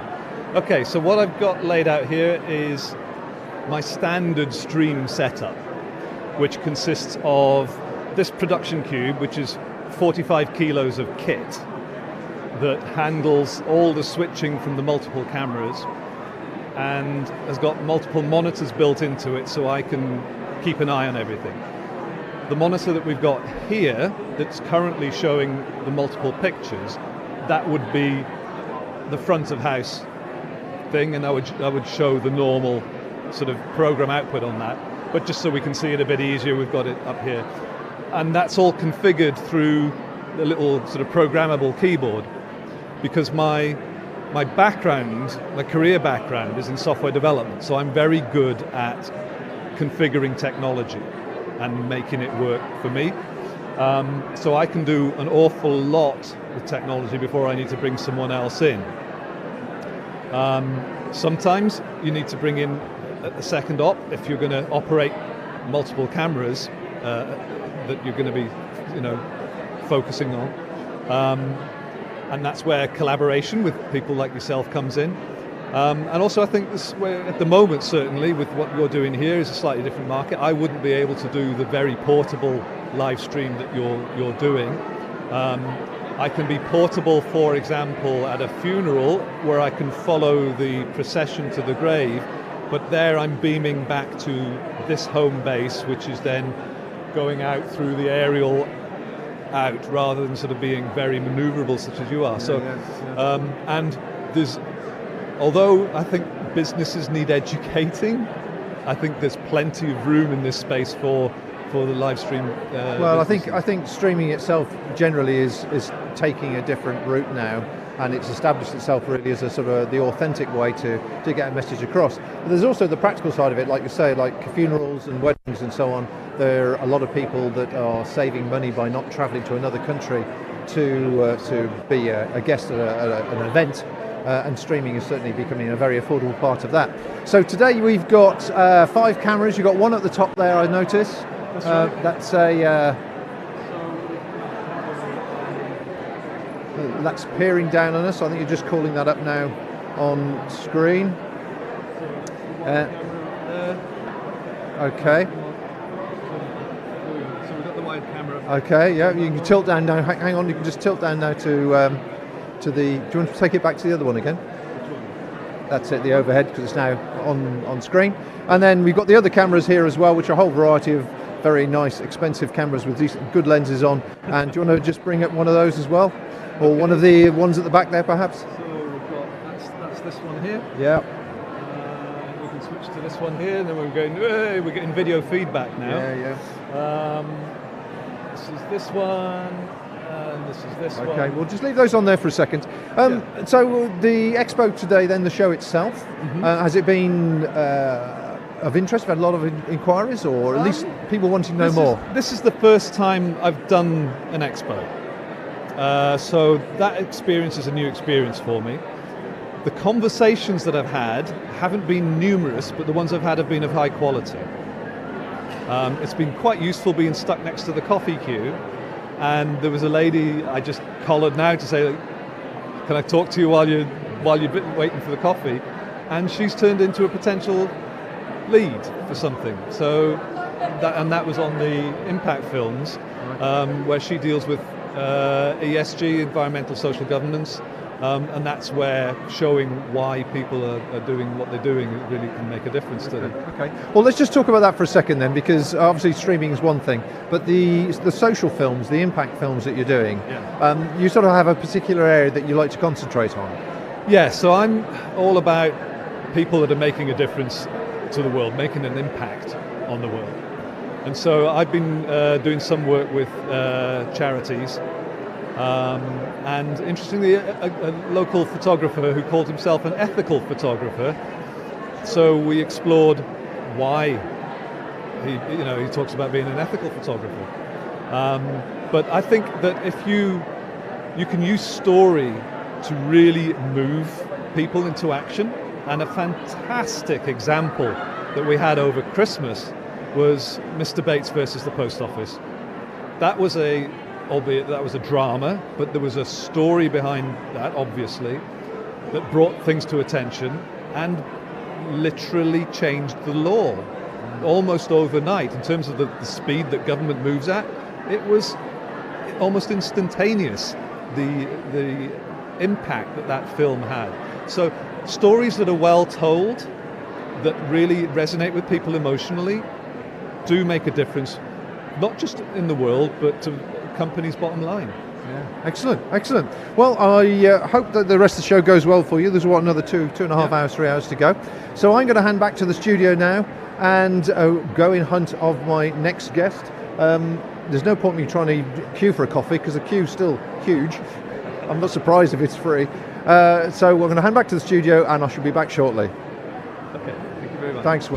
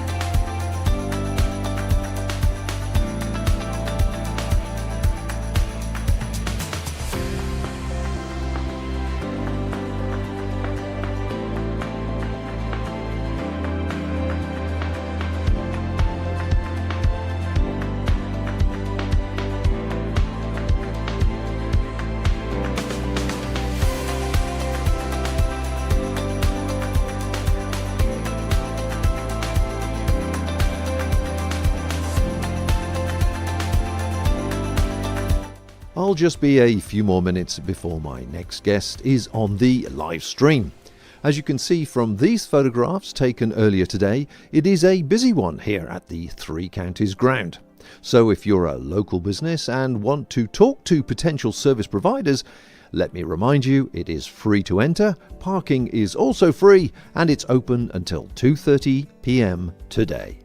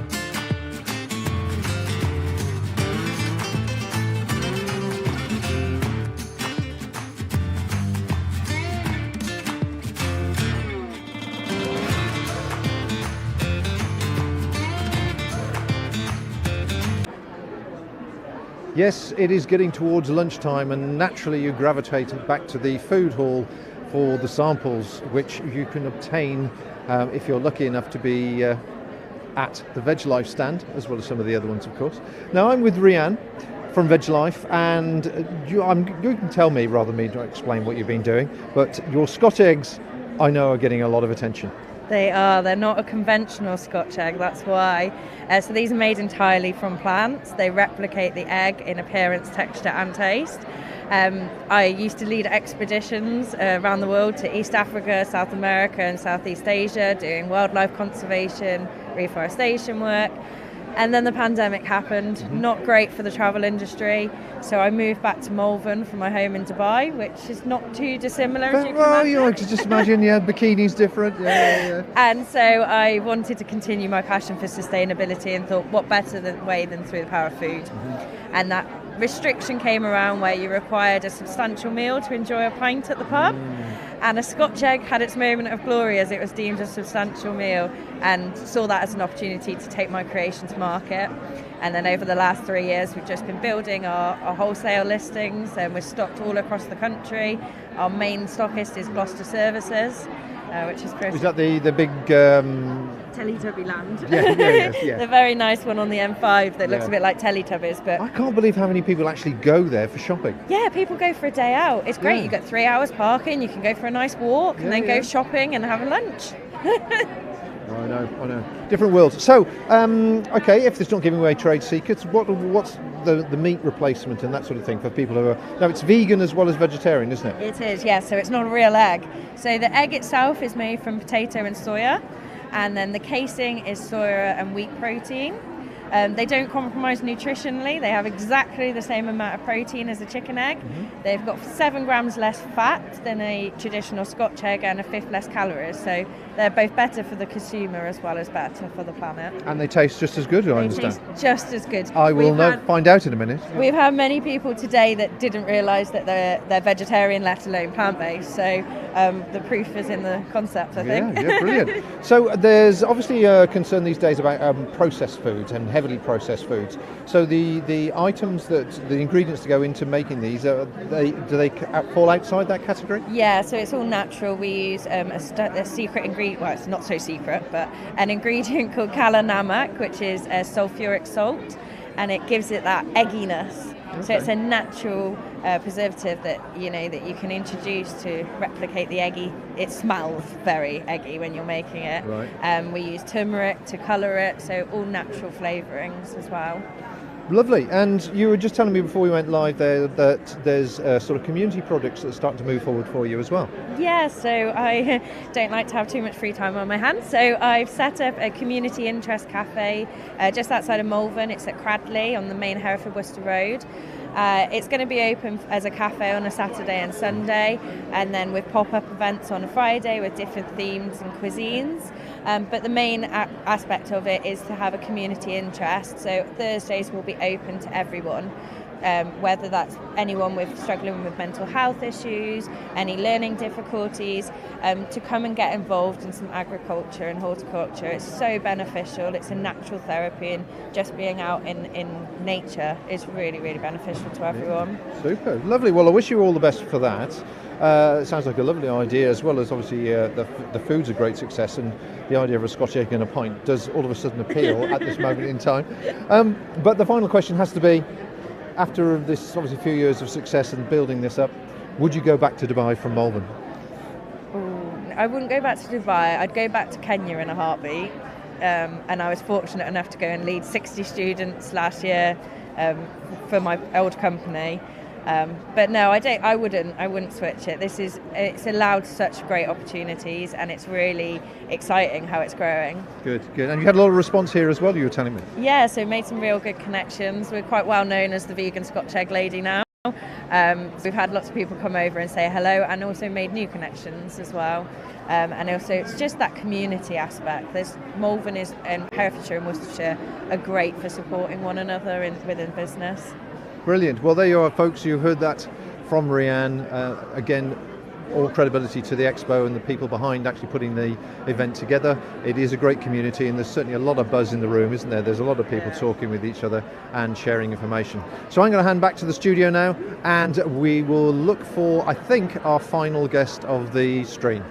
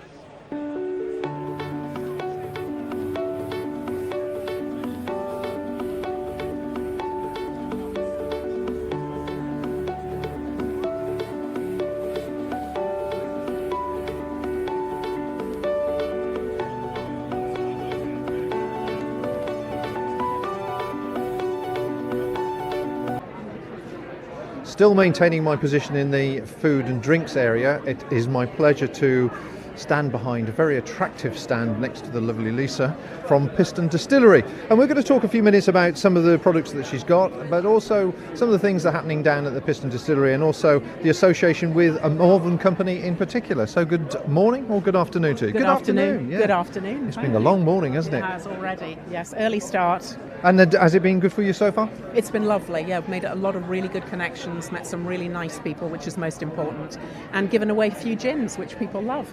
Well, I like the sound of that one, strangely enough. I like the sound of that one. Now, you've obviously saw you here last year, and I think the previous year, would that be right? Yes, indeed. Yeah. We've been going since 2018. Okay. Obviously with the blip in the middle for COVID, like everybody, which we diversified like a lot of people and made hand sanitizer. But we're now up and running again, making our beautiful gins and our new product, which is Cafe Piston Coffee Tequila. Which is okay, well, let's have a look at this then. So this is tequila now? It is tequila. The process, I went to a gin tasting not so long back, and the actual process of making gin isn't very long compared to whiskey, for example. It isn't very long. What about tequila? Is that quicker than gin? Or? It can be, but we buy our tequila in from Mexico. You have to, in order for it legally to be tequila, because it has to come from the agave plant, which obviously we don't grow in this country. Okay, so we steep coffee in it that comes from a coffee purveyor in Gloucestershire. It sits in there for 24 hours, and then we take it out and we sweeten it. And this in particular has just been an incredible product for us. It's very viscous, it's sweet, it's a beautiful after dinner drink, beautiful just over ice, or personally I drink it over ice cream, like affogato, and that is phenomenal. And that's our latest product. Are you, that's Will I make one for you in a minute? Yeah. I have seen some ice cream milling around, so maybe I could. Yeah. What a lovely. Well, I have to say I've not really been experienced much tequila at all. Okay. And the only tequila I've got in mind is when people have it with a lemon and a salt and all the rest of it. But this is obviously a different thing altogether. It's a completely different thing. Whoever came up with the invention of lime and salt made it into a ritual. Right. This is definitely not a ritual. Well, it could become one because it's very easy drinking. Okay, lovely. That sounds great. Now, the other association you've got obviously with Malvern is the Morgan Car Company. It is indeed. You've got a charming story with the gin associated with that. We have. We make gin for lots of other people. We make what are called white label gins. So usually using the London base, which is this. This is our London dry gin, which is the foundation for all of the gins we make. Morgan Cars actually send us the ash chippings that come off the chassis of the Morgan, and we infuse it into the gin. So you are literally drinking Morgan Car in your gin. The only way you can get it is you can buy one at the distillery at Piston, or you can buy one from Morgan because we don't sell it commercially. Or then, of course, when you purchase a Morgan Car, there's one in the back seat for you. No drink and drive. Yeah, I don't know which actually is more affordable, really. Definitely walking down to the distillery in Worcester. I think so. Talking of which, you're obviously got quite a presentation room there. Lovely view overlooking the canal or the boatyard there.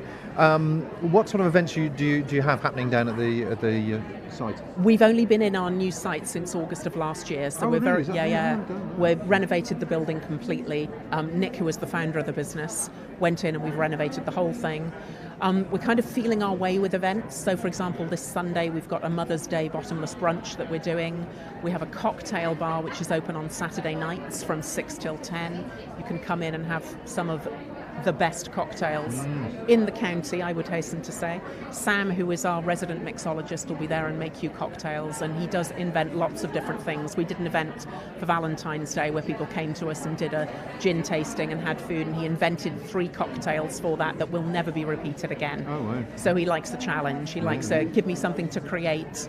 So yeah, we're doing that for events, and then we've got gin and jazz on Sundays that we do where people come and sit, have lots of nice drinks, have some nice food from Cafe Afloat, who we're associated with, listen to some great music. It's very, very chilled. I've seen your social. I've seen your social on that, and I was thinking I have got to make an effort to come down on the Sunday afternoon because that really looks perfect, especially if the weather's decent and you've got the doors open there on the water. Exactly, and I think as the summer progresses, we'll be doing more and more events like that. Right. But as I say, having only been in there since August, lots of really good things to come. We're also going to have our own ice cream in there, made with Piston gins.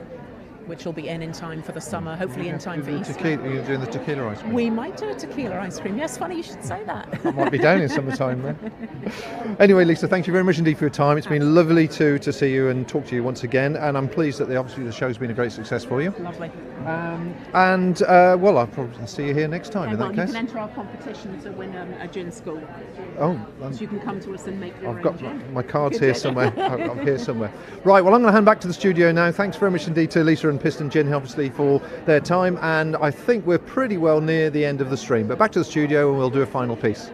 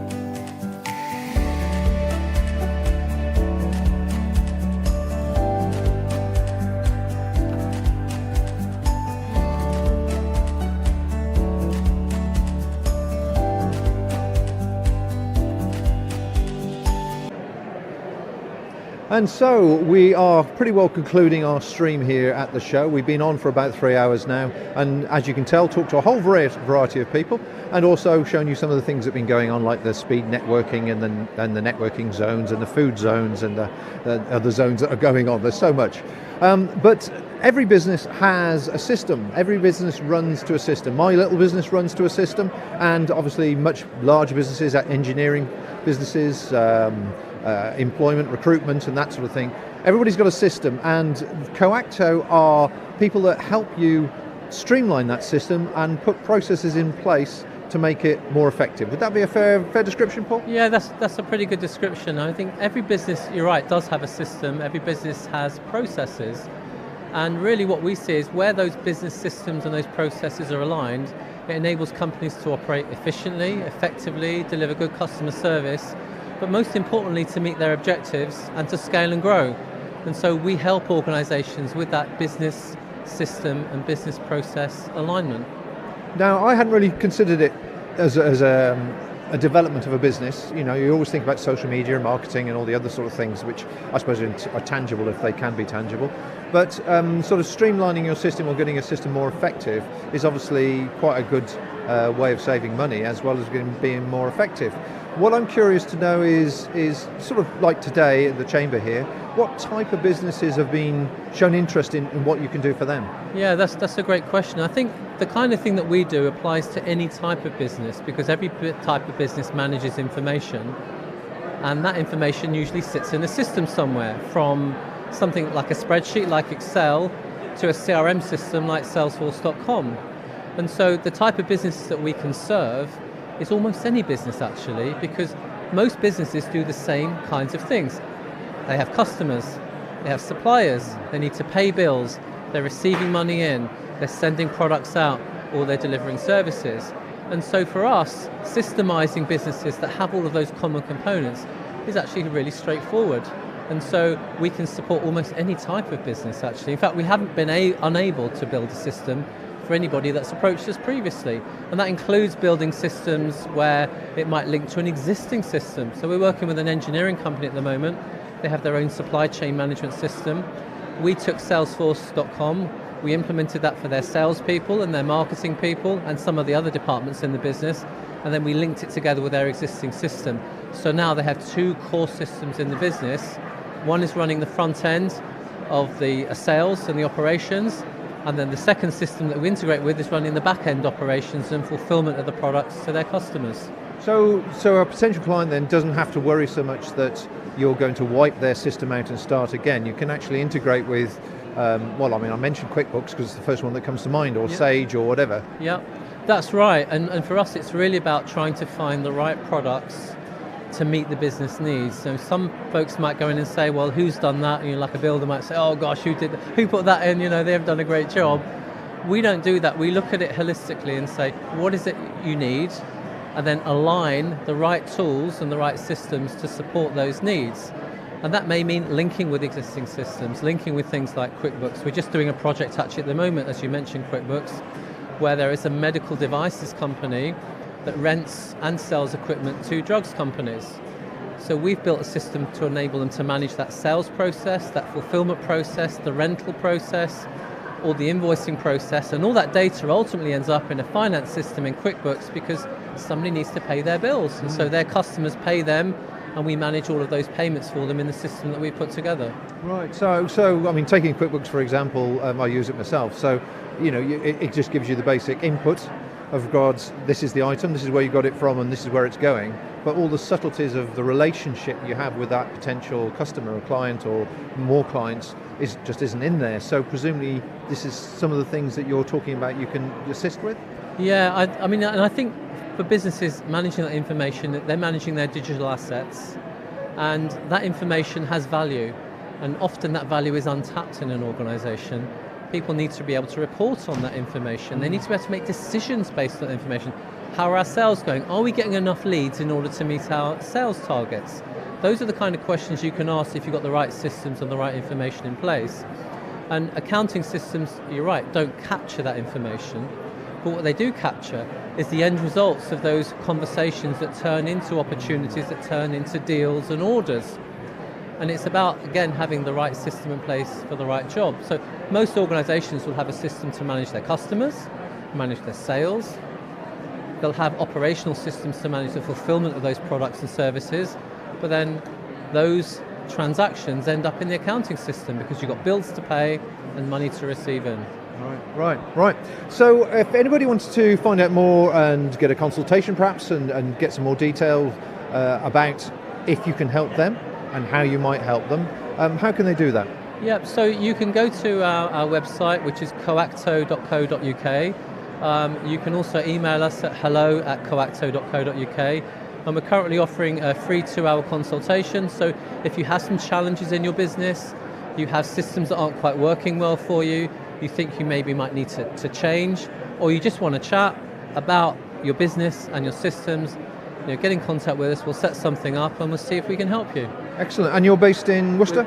We're based in Cheltenham, in central Cheltenham. But we cover the UK. We have some customers in the US as well, so we're not averse to working outside of our normal geography. Yeah, it'd be a nice quick day trip to nip over to the States, wouldn't it, just for a meeting? Yes, we did. Well, we were over there actually back in January for a couple of weeks, visiting some customers in Dallas, some customers in New York. We've got a partner organisation based out of New Jersey. Curious question, then why isn't anybody in America offering the same sort of service? Well, they are, and I think it's really about what we specialise in. So we're really good at putting in place sales systems, services, systems for customer service, for example, but we also specialise particularly in supply chain, manufacturing and ERP systems that connect the dots from e-commerce through sales, through operations, with those transactions, as we spoke about, ending up in a finance system. And that's our sweet spot. We do that really well, but not everybody does all of those pieces and joins all of those dots together. They might do little pieces of that. Excellent. Okay, folks, well, there you go. If you've got a business or you know people have got a business that have systems and they've complained that it's not doing what it's supposed to, as my wife does, she kicks the computer, it won't do it, then obviously getting your systems looked at and Coacto is a place to come. So I'm going to hand back to the studio now, and we will be back shortly for our final piece, I guess.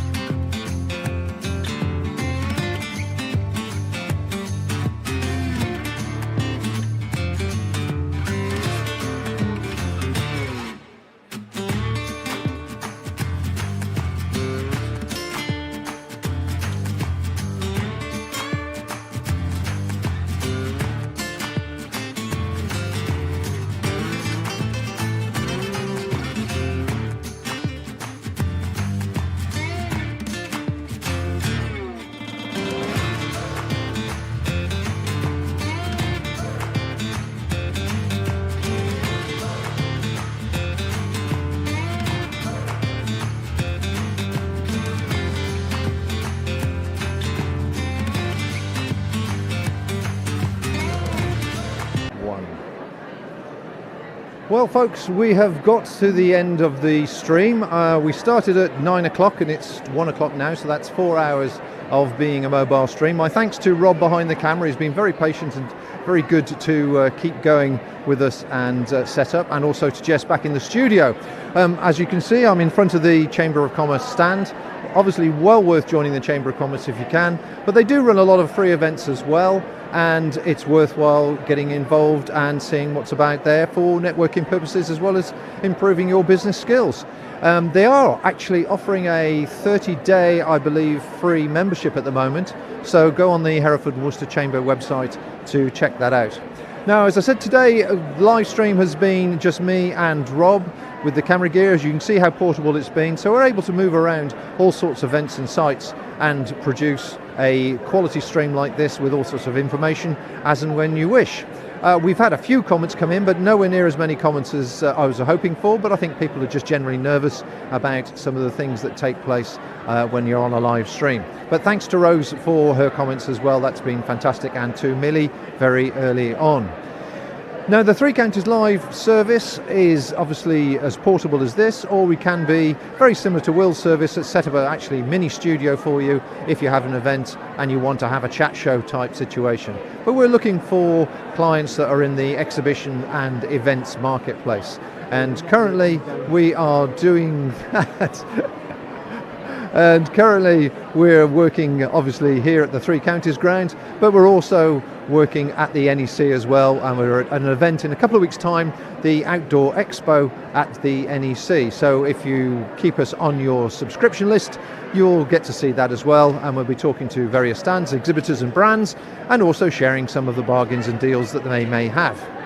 So I think to conclude, I just want to say thanks to everybody involved, thanks to all my guests that came along, and, well, say came along, I captured really, didn't I? I collared my guests that joined in with the stream. It's been really good to have some positive information. It is, what is it, just gone 1 o'clock as I say now. It doesn't close till gone 2:30, and it is still buzzing here. The coffee queue is still very, very long, and everybody is obviously still enjoying themselves and networking, either catching up with friends or making new ones. So with that all said and done, I'm going to wrap it all up now. So thanks very much once again, and hand back to the studio. Thanks for watching. Three Counties Live is a live streaming service for events, exhibitions and promotions. We're here to help you improve your return on investment, reach a larger audience, and increase the sales opportunities for organisers, exhibitors and sponsors. There are numerous cost-effective ways we can achieve this depending on your needs. To find out more, please contact us on any of the usual channels.